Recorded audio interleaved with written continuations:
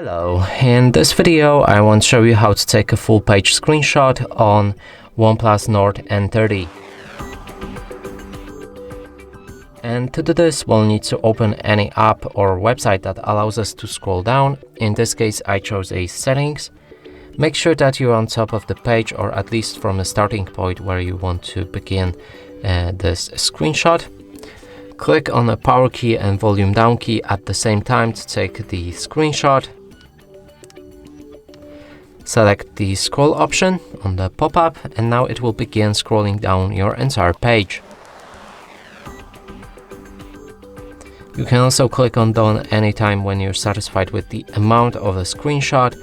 And I've reached the bottom, so let's click on done. And here in the pop-up we can see the actual screenshot. And that's it for this video. Hope you like it. Please consider subscribing to our channel, leave a like and a comment below.